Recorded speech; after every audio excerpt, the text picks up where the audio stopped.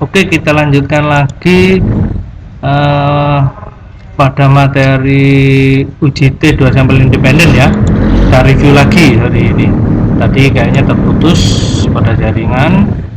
Nah, untuk uji Fisher sudah, uji kuadrat 2 sampel sudah. Sekarang untuk jenis data interval atau rasio, maka di sini untuk komparatif hipotesis 2 sampel independen digunakan uji T2 sampel independen.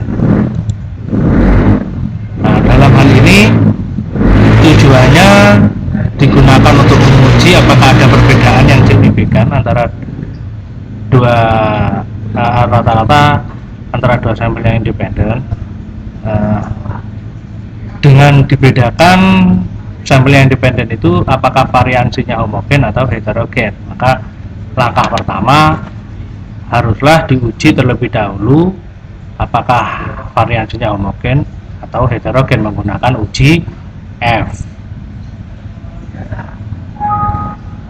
Rumus uji F-nya seperti ini, dengan perbandingan antara standar deviasi dengan standar deviasi sampel pertama dan sampel kedua, dengan catatan nilainya variansinya itu harus lebih besar yang atas. Jadi antara dua sampel Anda cari di mana nilainya yang variansinya itu lebih besar, maka ditaruh yang sebagai pembilang, kalau lebih kecil ditaruh sebagai penyetur. Dengan ketentuan kriteria, kalau H0-nya diterima maka variansinya homogen apabila nilai F hitungnya lebih kecil dari F tabel.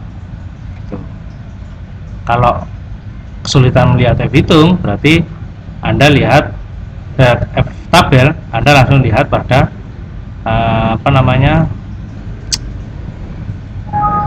tingkat kemanaan. Nah, di mana nilai tingkat kemanaannya, nah ini H0 ditolak apabila nilai tingkat kemanaan lebih kecil dari alfa. Kalau tadi H0 lebih besar, nah ini kalau F hitung lebih besar dari F tabel, maka H0-nya ditolak. Cara melihat F tabelnya, Anda buka F tabel dengan tingkat kemanaan yang digunakan dan derajat kebebasannya, sampel pertama dikurangi 1 dan sampel kedua dikurangi 1. Rumus untuk sampel homogen seperti ini. Kalau sudah ditentukan homogen, maka Anda harus menghitung menggunakan homogen. Itu kalau perhitungan manualnya. Tapi kalau dalam software itu tidak ditentukan, jadi Anda langsung menulis saja, langsung menentukan saja apakah sampelnya homogen atau heterogen. Nah, dengan kriteria seperti ini. H0 diterima apabila T hitungnya terletak di antara negatif T tabel dan positif T tabel, dengan nilai tingkat kemanaan lebih besar dari alfa tingkat kemanaan yang diperoleh. Ini contohnya nanti kita akan bahas setelah konsep. Yang selanjutnya, apabila kedua sampel berasal dari populasi dengan variansi yang heterogen, nah, nilai T hitungnya seperti ini, perhitungan manualnya ini ya, dengan kriteria hipotesis awal diterima apabila nilai T hitungnya terletak di antara negatif negatif T hitung dan negatif T tabel.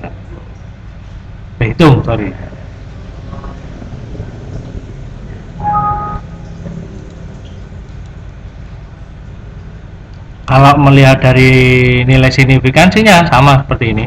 H0 diterima apabila nilai tingkat kemanaan yang diperoleh lebih besar dari tingkat kemanaan dalam ketetapannya. Itu untuk uji T2 sampel independen.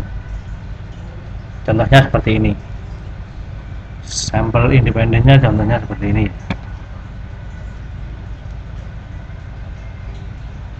Jadi cara melihat apakah sampel independen sampelnya dua sampel independen apakah heterogen dan homogen itu dilihat dari hasil pengujian menggunakan uji F.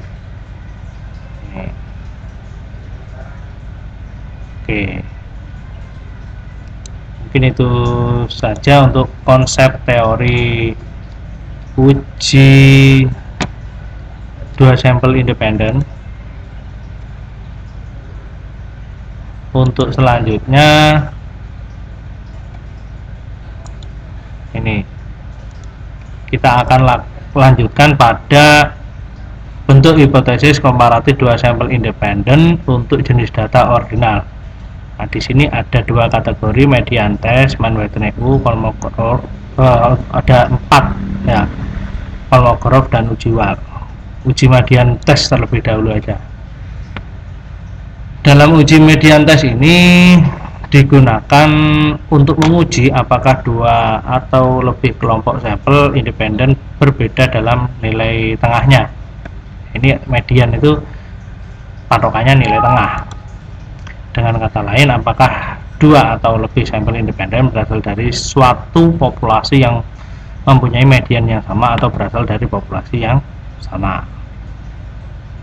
Data yang digunakan adalah berskala ordinal. Nah, ini rumusnya sama menggunakan tabel kontingensi. Dengan catatan, kalau uji Weiser digunakan untuk sampel kecil, uji Chi kuadrat digunakan untuk sampel besar, uji median ini digunakan sampel antara uji Weiser dan uji Chi kuadrat, yaitu antara 20 sampai 40. Maka dikatakan median ya, nilai tengah itu. Nah, contohnya seperti ini. N1 plus N2 lebih dari 40, maka uji Chi kuadrat N1 plus N2 20 sampai 40, maka menggunakan uji median. N1 plus N2 kurang dari 20, maka uji Weiser.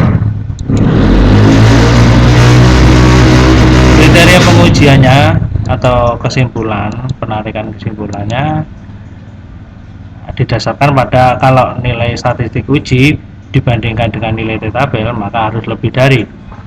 Kalau nilai statistik uji lebih dari nilai T-tabel, nilai Chi kuadrat tabel berarti di sini ya, maka hipotesis nolnya ditolak. Atau kalau nilai tingkat kemanaannya yang diperoleh itu lebih kecil dari alfa 0,05 misalkan nanti yang digunakan, maka nilai hipotesis nolnya ditolak.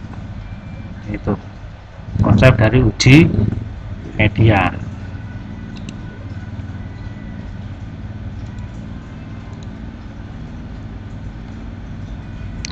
Untuk selanjutnya langsung saja kepada Mann-Whitney-U test ya.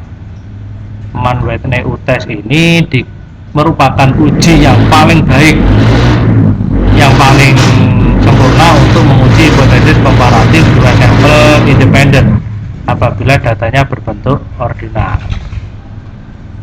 Kemudian ketentuan lain, bila dalam suatu pengamatan data berbentuk interval, maka perlu dirubah dulu ke dalam data ordinal. Dengan catatan datanya tidak memenuhi distribusi normal.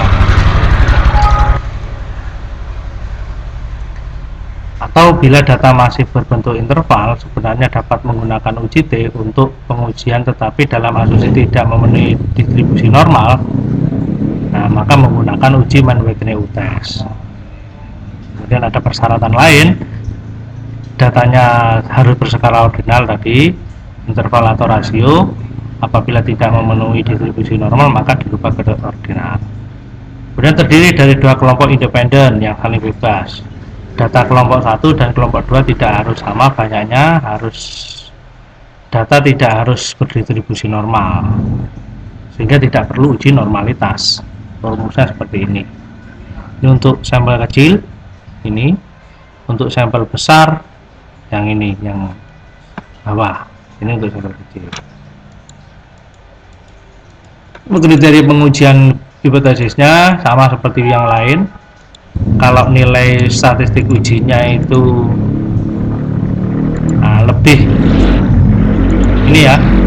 lebih besar dari nilai tabel, maka harus ditolak. Atau nilai tingkat kemarahan yang diperoleh lebih kecil dari 0,05, maka